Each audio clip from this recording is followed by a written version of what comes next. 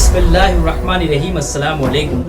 آج ہم جانیں گے عثمانی سلطنت کا دور 1909 عیسوی سے 1924 عیسوی تک۔ اسی دور میں لوکتنتر کی استھاپنا کی گئی اور خلافت کا خاتمہ ہوا۔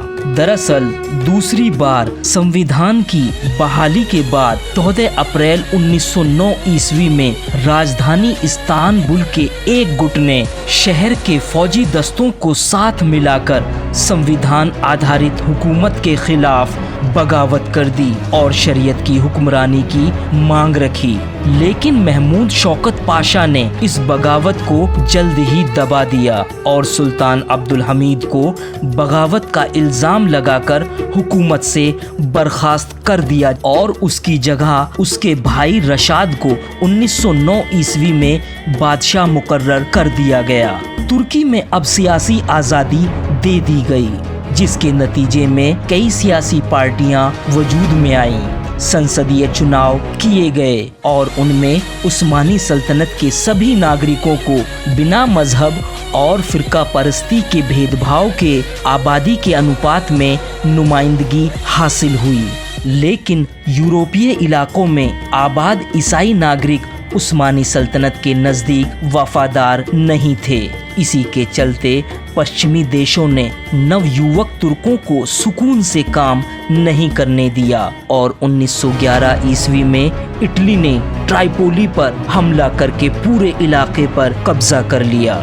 اس کے بعد بلکان کی جنگ 1912 سے 1913 تک جاری رہی، جس میں یونان، سربیا اور بلغیریا نے ایک ساتھ مل کر ترکوں کے خلاف جنگ لڑی، جس کے نتیجے میں یورپی ادھیکرت علاقے عثمانیوں کے ہاتھوں سے نکل گئے۔ ابھی بلکان کی جنگ ختم ہی ہوئی تھی اور پہلی عالمی جنگ کی شروعات ہو جاتی ہے۔ اس میں عثمانی ترک جرمنی کا ساتھ دیتے ہوئے 4 سال تک روس، برٹین اور فرانس کی متحد فوج کا مقابلہ کرتے ہیں۔ ورلڈ وار کے دوران 1916 عیسوی میں عربوں نے بھی، جس میں حجاز، سیریا اور عراق شامل ہے، انگریزوں کی سازش کا شکار ہو کر ترکوں کے خلاف بغاوت کر دی۔ اس طرح عرب کے علاقے عثمانی سلطنت سے آزاد ہو گئے۔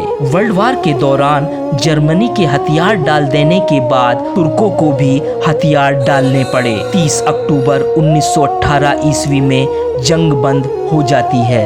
انور پاشا، طلعت پاشا اور جمال پاشا، جو ترکوں کو عالمی جنگ میں شامل کرنے کے ذمہ دار تھے، انہوں نے گٹھ بندھن دیشوں کی ناگوار شرطوں کو قبول نہیں کیا اور ترکی سے باہر چلے گئے۔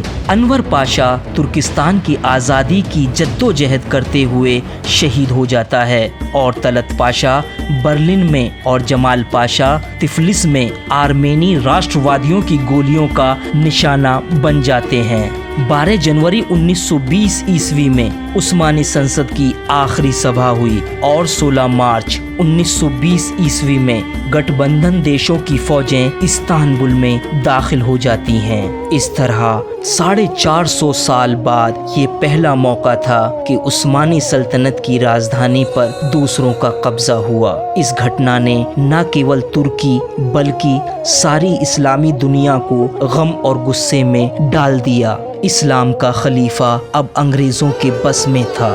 گٹھ بندھن طاقت ترکی کو ٹکڑے ٹکڑے کر دینا چاہتی تھی، لیکن اسی بیچ اناطولیہ میں مصطفیٰ کمال کی نمائندگی میں آزادی کی جنگ کی شروعات ہو گئی اور 1922 کے آخر میں ترکوں نے سبھی دشمنوں کو اناطولیہ سے باہر نکال دیا۔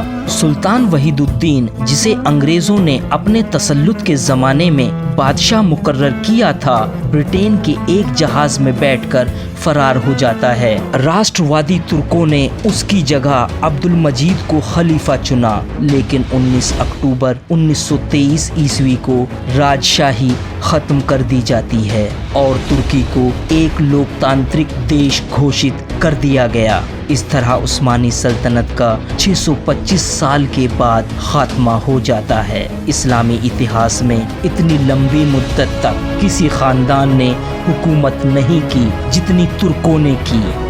دوسروں تک اس ویڈیو کو پہنچانے کے لیے لائک اور شیئر کریں۔ चैनल को सब्सक्राइब करने के बाद घंटी का बटन दबाएं ताकि आने वाली हर वीडियो आप तक पहुंचती रहे।